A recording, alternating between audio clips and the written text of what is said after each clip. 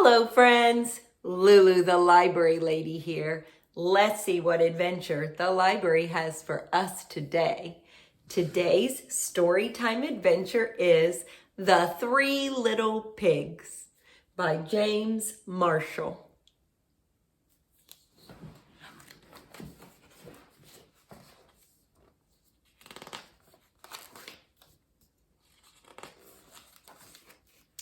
Once upon a time, an old sow sent her three little pigs out into the world to seek their fortune.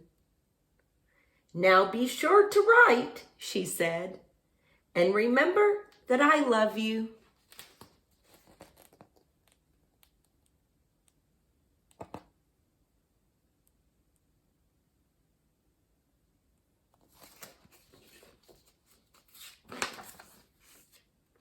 The first little pig met a man with a load of straw.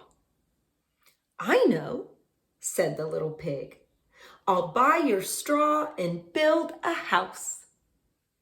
"That's not a good idea," said the man. "Mind your own business, thank you," said the little pig. And he bought the straw and set about building a house. It took him no time at all.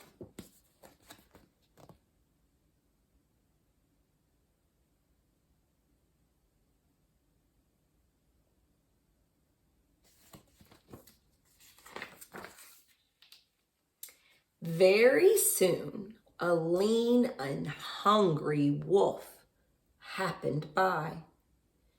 Pig was just about his favorite food in the world. So he knocked on the door and said, little pig, let me come in." To which the little pig replied, "No, no, no, not by the hair of my chinny chin."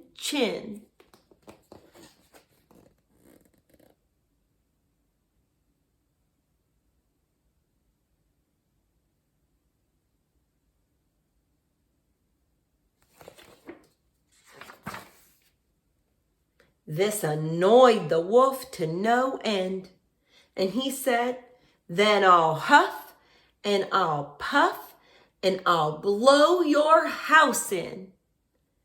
"Go right ahead," said the little pig. So the wolf huffed and he puffed and he blew the house in, and he gobbled up the little pig.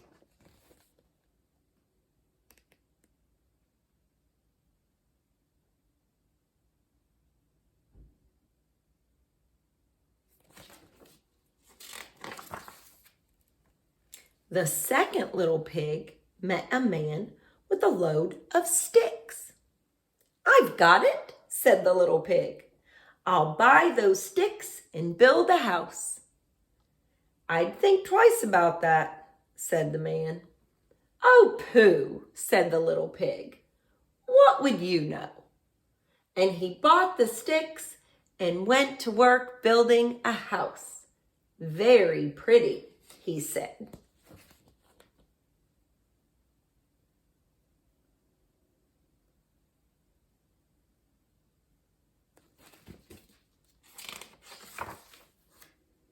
No sooner had the little pig settled into his pretty house than the wolf happened by.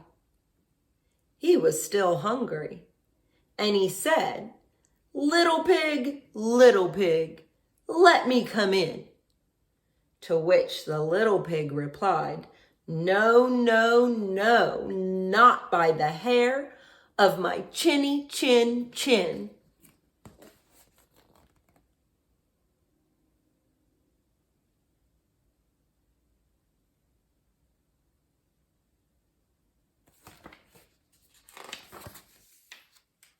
The wolf didn't care for that at all.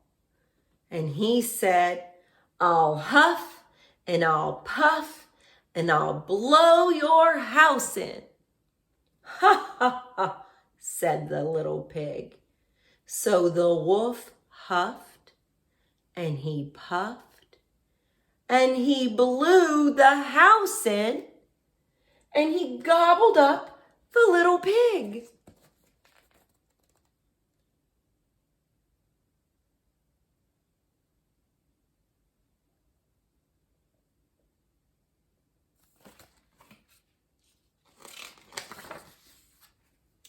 Now the third little pig met a man with a load of bricks. "These bricks will make a fine, sturdy house," said the man.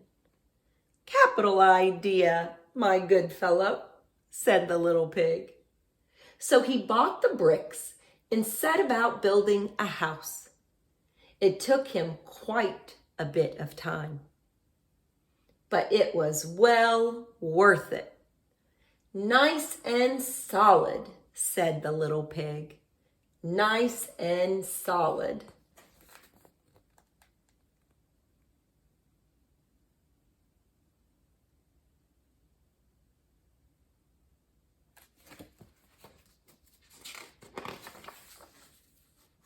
But no sooner had the little pig moved in than he noticed the wolf loitering about.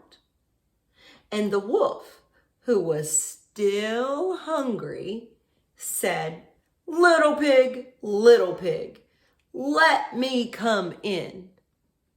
To which the little pig replied, "No, no, no, not by the hair of my chinny chin chin."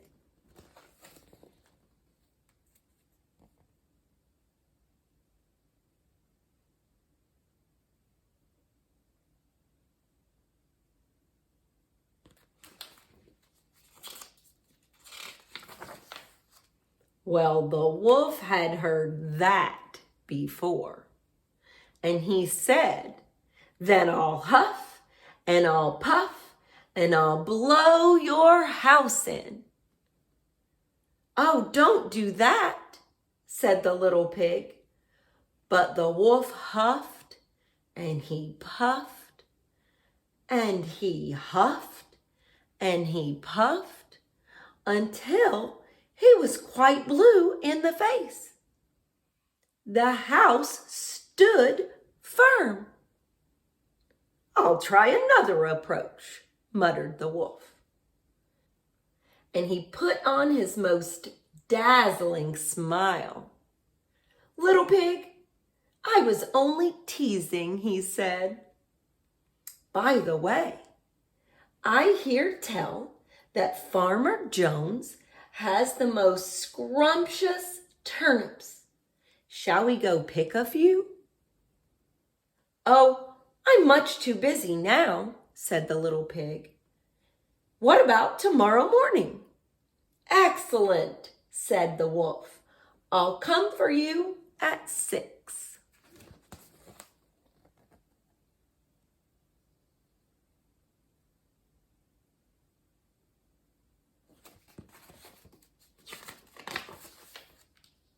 The next morning, the little pig got up at 5, hurried off to Farmer Jones's turnip field, picked a basketful of scrumptious turnips, and dashed back home. When the wolf arrived at 6, the turnips were already boiling in the pot. "Sorry I couldn't wait," said the little pig. The wolf tried not to show his displeasure. "No harm done," he said. "By the way, there is a lovely apple tree down in Merry Meadow. Shall we go help ourselves to a few apples?" "I must cook my turnips," said the little pig. "Let's meet there tomorrow morning." "Splendid," said the wolf. "Shall we say at 5?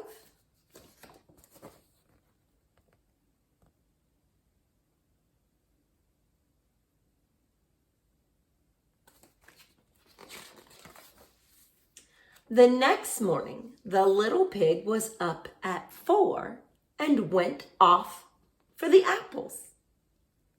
It took longer than he'd expected to reach Merry Meadow. And while busy gathering apples in the highest tree, he saw the wolf approaching. "Do try one of these," he called down, throwing an apple as far as he could. When the wolf chased after the apple, the little pig shimmied down the tree and made it safely home. The next day, the wolf came again. Really, he was quite put out.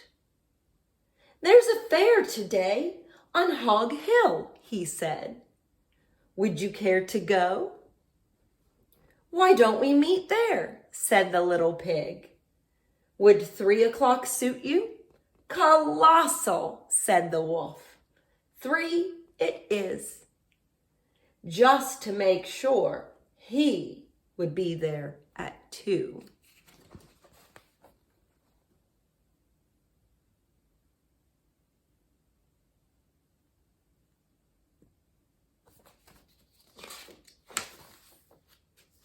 At 1 in the afternoon, the little pig went to the fair and had a fine time. So fine that he lost track of the hour. Suddenly, out of the corner of his eye, he saw the wolf coming up the hill. Without a minute to spare, the little pig jumped inside an empty butter churn and rolled down the hill toward the wolf.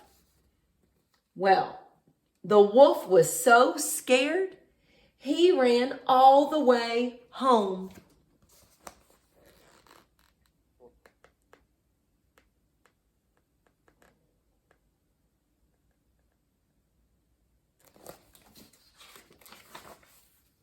That evening, the wolf went to the little pig's house and told him how frightened he'd been by a great round thing that came down the hill. "Frightened you, did I?" said the little pig. "That great round thing was a butter churn and I was inside." This was simply too much for the wolf to stand. "I've been nice long enough," he cried. "I'm going to eat you up right now." And he climbed onto the roof. When the little pig saw this, he put a big iron pot in the fireplace and quickly stoked the fire. "Here I come," cried the wolf. "Dinner time."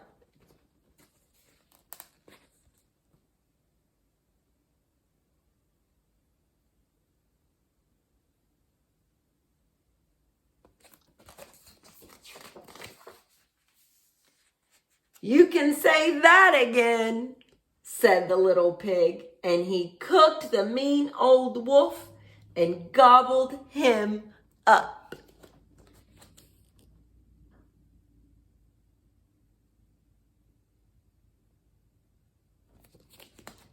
The end.